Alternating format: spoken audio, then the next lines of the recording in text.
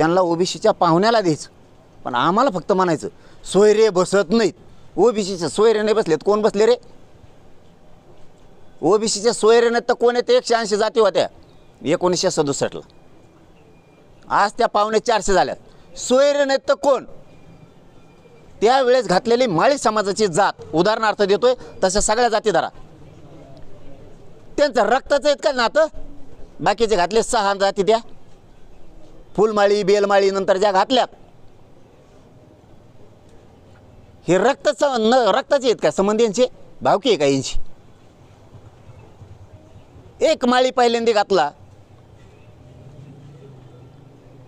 बाकीचे आलेले 5-6 हे सोयरे नाहीत तर कोण आहेत त्यांचे? आम्हालाच आईकडची जात जमत नाही, सगळे सोयरे जमत नाहीत. त्यांचे सगळे सोयरे नाही गेलेत, कोण गेले? कोण गेलंय? फक्त त्यांची पोटजात उपजात म्हणून घातलंय त्यांना आत. मग मराठीचे पोटजात कोण बी होत नाही का? त्यांना जेव्हा रूल आहे तेव्हा आम्हाला कसं काय नाही? तुम्ही सगळे त्यांचे सोयरे घातले. मराठ्यांनो सावध व्हा, हे त्यांना आरक्षण खोटं दिलंय, बोगस, फक्त मतासाठी. मत यांचं सगळं आरक्षण खोटं आहे, सगळं उडत आहे ओबीसीचं. का सरकार उडवत नाही? मराठ्यांनी समजून घ्या. कारण यांना वाटतं ओबीसी मतदान करणार नाही म्हणून त्यांनी तसं टिकेलं आहे, ते खोटं असू. आणि आपल्याला का भेट नाहीत? तर ओबीसी सारखं आपण त्यांना पाडीत नाहीत म्हणून तुमच्या लेकराचं कल्याण होईना. ते ओबीसीचं आरक्षण खोटं हे सरकारला माहिती, फक्त मत निवडणुकीत देतात म्हणून दिलंय, विरोधात जाणार नाहीत म्हणून दिलंय. आणि आपले मराठी आपण त्यांनी आपल्याला नाही देऊन बी त्यांनाच मतदान करतो म्हणून ते आपल्याला भ्यानात. त्यांना जर एकदा कळालं मराठ्यांचे मतं आपल्याला नाही, तुम्हाला सांगतो मराठ्याच्या मागं ते आरक्षणच नाही, काही घेऊन पळणार. खोटं आरक्षण, बोगस आरक्षण दिलं ओबीसीला सगळं. कारण पोट जाती उपजाती घालताच येत नाहीत. सोयरे कसं काय घातली? रक्ताचे आहेत का ते? आम्ही अरे एका गावात 8-9 एकत्र असलेले ते ना पुतण्याला दिले आणि त्याच्या भावाला द्यायना बघा. आणि यांनी पोट जाती उपजाती म्हणून 1994ला सगळे पाहुणेच घातले त्यांचे.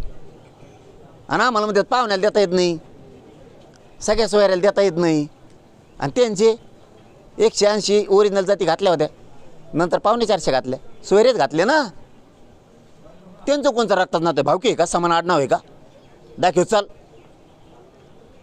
दाखव ना. पहिल्या 180 जाती नंतर कशा घातल्या ते दाखव. समान आडनाव आहेत म्हणून घातल्या. म्हणजे आमच्या समान आडनाव असून बी द्यायला तयार नाही. कारण आमची भावकी आहे, फक्त गावं सोडून लांब लांब गेलेत. त्या गावाहून आलेला असला मग तू काय कर, इकडं आला ना, इकडचा 7-12 नाही, तिकडचं दे. तिकडं वावर नव्हतं ना येडगांडीच्या त्याला, इकडं आल्यावर कष्ट करून कमीलं त्यांनी. तुमच्या डोक्यात काय किडे पडलेत का? नोंद निघाली जन्ममृत्यूवर, फसलीवरती, एखाद्याचा रजिस्ट्रीला साक्षीदार झालाय म्हणून. नाही नाही नाही म्हणजे तुला नाही देता येत, महसुली पुरावा दे. त्याला वावरत नाही, मजूर कसा देईन? त्यांनी पाप केलं, त्याच्या लेकर बाळाने अधिकारी होऊ नये, साहेब बनायचं नाही. नोंद सापडली त्याची,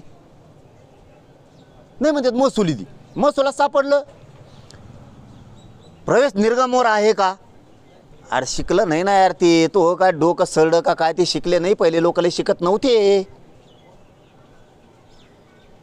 ते माऊली खरात आला ते योगायोगाने, त्याच्या भावाला दिले आणि त्याच्या लहान मोठ्या भावाला दिले, लहानाला द्यायना. गेवरायचं मालेगाव, गेवराई तालुक्यातलं मालेगावचं उदाहरण. हे देवेंद्र फडणवीसचं सरकार. आणि बोललं की आणि तिला राग येणार. ती समोर चेहरा दिसला म्हणून मी लगेच उदाहरण दिलं. का? पैसे पाहिजेत काय अधिकाऱ्याला खिस्सा गरम करायचा? कशामुळे व्हॅलिडेट देत नाहीत तुम्ही? नोंदी असून कशामुळे मराठ्यांच्या लेकरात वाटोळं करायचं तुम्हाला? काय कारण आहेत? काय चुकीचं बोलतो मी? मराठ्यांनी सांगावं मला, तू मराठ्याचं कल्याण करू नको. नको करू.